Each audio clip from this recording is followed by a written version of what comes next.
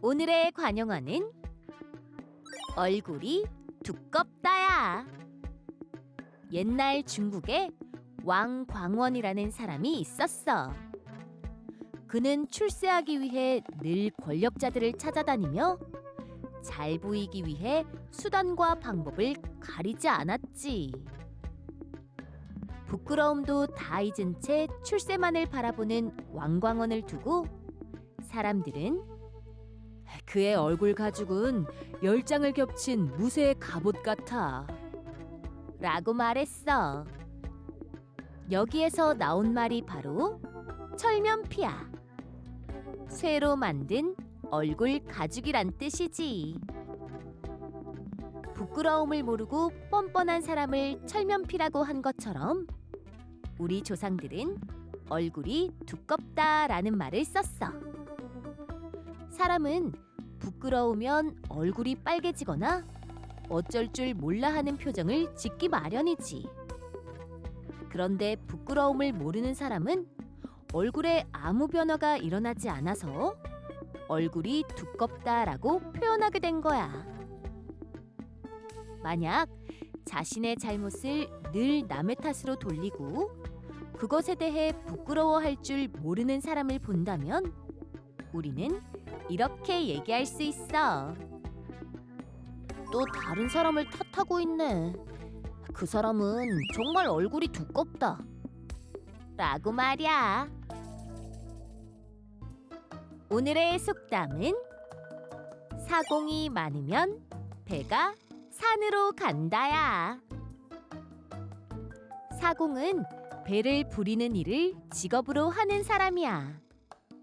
배에 돛을 올리고 엉뚱한 곳으로 가지 않도록 노를 젓지. 또 방향을 조절하는 키를 잡고 목적지에 도착하여 닻을 내리는 등 능숙하게 배를 모는 역할을 해. 사람들의 안전을 지켜야 하는 일이기에 아무나 할 수도 없는 일이었어. 그런데 배 안에 사공이 많다면 어떨까?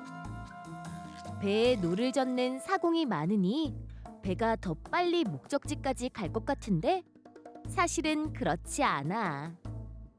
사공이 많으면 저마다 제 주장대로 배를 몰려고 할 테고 그러다 보면 결국에는 배는 엉뚱한 곳으로 가고 말 거야. 물로 가야 할 배가 산으로 가버리듯이 말이야. 사공이 많으면 배가 산으로 간다 라는 속담은 여러 사람이 자기 주장만 내세우면 일이 제대로 되기 어렵다는 뜻이야. 만약 아빠가 라면을 끓이고 계시는데 엄마는 라면엔 물을 조금 넣어야 맛있어요 라고 하시고 누나는 물을 많이 넣고 달걀도 넣어야 맛있어요 라고 하고 나는 달걀 말고 해물 넣는 게 제일 맛있어요 라고 한다면 아빠는 이렇게 말씀하실 거야.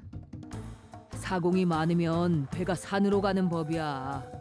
오늘의 요리사인 아빠가 레시피대로 맛있게 끓였으니까 한번 먹어봐.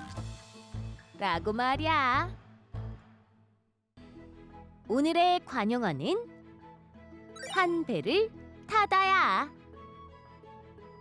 1592년 일본이 조선을 침입해 임진왜란이 일어났어.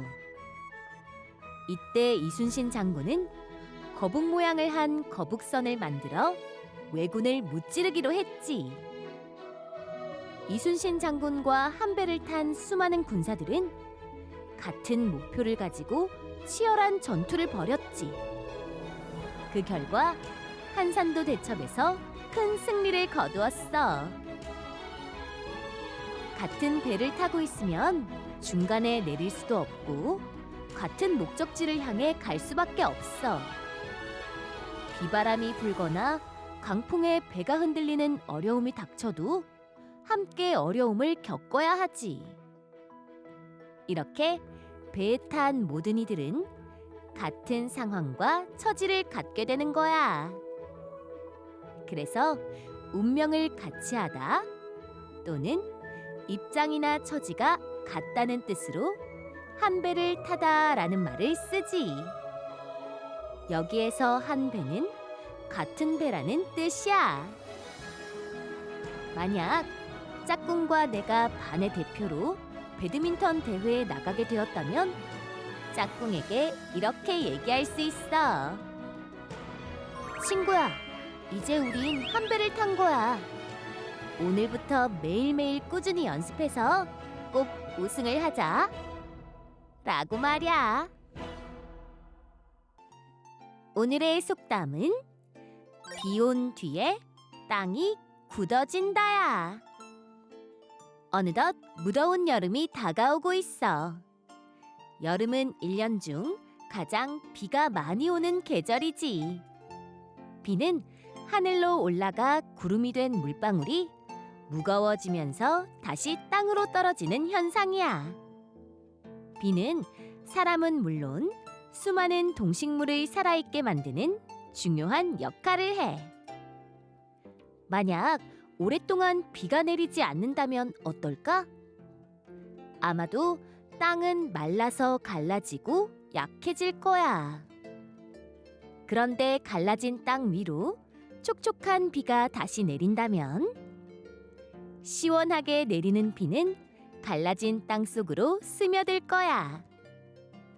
이때 빗물은 작은 흙 알갱이들을 땅 속에 비어있는 공간으로 운반하게 되고 땅의 빈 공간에 메워지면서 촘촘하게 다져진단다.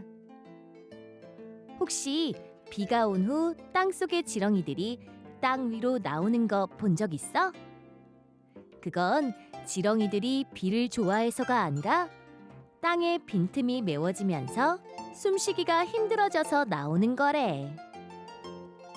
이처럼 비가 내리면 처음엔 땅이 질척거려서 불편하지만 나중에는 단단해진 땅을 볼 수 있어.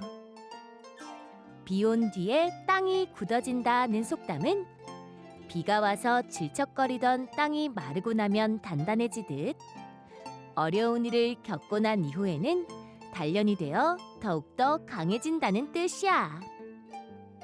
만약 동생이 친구와 싸우고 힘들어하다가 화해하고 다시 친하게 지낸다면 이렇게 얘기해 줄 수 있어. 동생아, 비 온 뒤에 땅이 굳어진다는 말이 있잖아. 이제는 싸우지 말고 더 돈독한 우정을 키워나가길 바랄게. 라고 말이야. 오늘의 속담은 바로 자라보고 놀란 가슴, 소뚜껑 보고 놀란다야.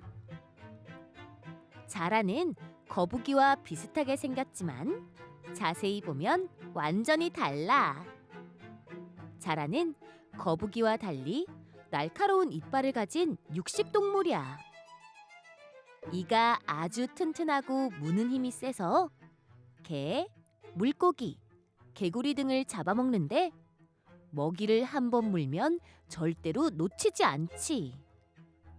사납고 공격적이어서 자라를 만나면 물리지 않도록 피해야 해. 솥은 밥을 짓거나 국이나 물을 끓일 때 쓰는 도구야. 옛날에는 무쇠로 가마솥을 만들었는데 꼭지가 달린 뚜껑을 덮었지.